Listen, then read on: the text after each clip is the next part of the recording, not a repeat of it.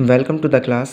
आज हम पढ़ रहे हैं उत्तल दर्पण के लिए यूवी तथा एफ में संबंध। तो इसके लिए हम एक उत्तल दर्पण बना रहे हैं। उत्तल दर्पण बना लीजिए। ये हमारा उत्तल दर्पण है। उत्तल दर्पण में भीतरी तल पर हम कलाई कर देते हैं, ठीक है, यानी पारे की कलाई और लाल ऑक्साइड का पेंट हम कर देते हैं। इसका जो बाहरी तल होता है ये परावर्तक तल होता है। इसकी मुख्य अक्ष खींच लेते हैं, ये दर्पण का ध्रुव हो जाएगा और इसका नाम दे दिए हम M1 और M2। यहाँ कहीं इसका वक्रता केंद्र होगा और यहाँ कहीं इसका फोकस होगा। ये इसकी मुख्य अक्ष होगी, मुख्य अक्ष। यहाँ तक क्लियर। अब आगे चलते हैं। यहाँ मुख्य अक्ष पर दर्पण के ध्रुव से कुछ दूरी पर हमने कोई बिंदु रख दी O और O'। यहाँ से एक प्रकाश किरण निकलेगी जो सीधी दर्पण से टकराएगी। बिंदु O' से एक प्रकाश किरण निकलेगी और कहाँ टकराएगी? दर्पण के बिंदु से। इस बिंदु को हम कह देते हैं A। अब टकराने के बाद क्या होगा? यह जो किरण है ये ऐसा लगेगा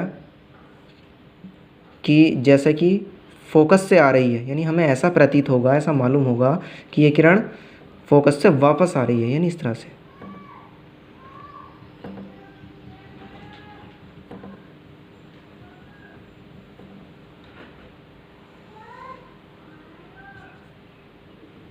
ठीक है, यानी ऐसा लग रहा है कि यहाँ से वापस आ रही है। अब एक दूसरी प्रकाश किरण यहाँ से निकलेगी, यानी इसी बिंदु से निकलेगी O' से, और ये टकराएगी दर्पण पर। और जैसे ये दर्पण से टकराएगी तो ऐसा लगेगा कि ये प्रकाश किरण वक्रता केंद्र से वापस आ रही है। तो इसको टकरा देते हैं हम दर्पण पर, और ये ऐसा लगेगा कि ये इधर इस पॉइंट से यानी वक्रता केंद्र से वापस आ रही है। तो इसको हम इधर से बना दे रहे हैं। ठीक है स्टूडेंट, तो ऐसा प्रतीत होना चाहिए कि जो प्रकाश किरण है ये यहाँ से वापस जा रही है। इसको हम पॉइंट दे देते हैं B। अब जहाँ इन्होंने कट किया हमने वहाँ से एक लंब गिरा दिया और इसको कह दिया I और इसको I'। ओके, यहाँ तक क्लियर। तो अब इसकी डिस्टेंस देख लेते हैं।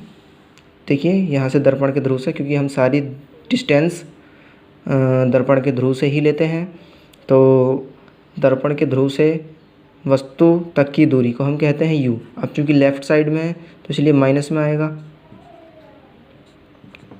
अब P से I तक की डिस्टेंस यानी V, यानी प्रतिबिंब तक की दूरी। अब चूँकि राइट साइड में है तो इसको हम माइनस में नहीं लेंगे, इसको हम लेंगे प्लस में। क्लियर। उसके बाद F तक की दूरी यानी फोकस दूरी, ये भी प्लस में होगा। और उसके बाद वक्रता केंद्र तक की दूरी यानी वक्रता त्रिज्या R, ये भी प्लस में लेंगे। ठीक, यानी राइट साइड की सारी डिस्टेंस हम प्लस में लेंगे और लेफ़्ट साइड की सारी डिस्टेंस हम माइनस में लेंगे। अब देखते हैं इसको हम थ्योरी में कैसे लिखेंगे। यानी हमने चित्र बना दिया, अब हमें इसकी थ्योरी भी लिखनी होती है, क्योंकि यूवी बोर्ड में ये क्वेश्चन बहुत ही ज़्यादा इम्पोर्टेंट है। तो देखिए थ्योरी किस तरह से लिखेंगे। स्टार्ट करते हैं थ्योरी लिखना। माना M1 M2, माना M1 M2 एक उत्तल दर्पण है जिसका ध्रुव P, वक्रता केंद्र C, वक्रता त्रिज्या R तथा फोकस F है। दर्पण की मुख्य अक्ष पर किसी बिंदु पर एक वस्तु O' रखी है। वस्तु के सिरे O' से मुख्य अक्ष के समांतर चलने वाली एक आपतित किरण O' यानी O', इसको नाम दे दिया, दर्पण के बिंदु A पर गिरती है तथा यह किरण परावर्तन के पश्चात दर्पण के फोकस F से आती हुई प्रतीत होती है। एक दूसरी प्रकाश किरण O', यानी ये वाली जो है O', दर्पण के O', दर्पण से परावर्तन के पश्चात वक्रता केंद्र C से आती हुई प्रतीत होती है। क्लियर यहाँ तक? आगे लिखेंगे परावर्तन के पश्चात दोनों प्रकाश किरणें, यानी परावर्तन हो गया और उसके पश्चात दोनों प्रकाश किरणें, आगे लिखेंगे, परावर्तन के पश्चात दोनों प्रकाश किरणें बिंदु I डैश पर मिलती हुई प्रतीत होती हैं। मुख्य अक्ष पर बिंदु I डैश से खींचा गया लंब I डैश का वस्तु O डैश का प्रतिबिंब होगा। ओके स्टूडेंट, इसकी डिस्टेंस भी लिख लेते हैं।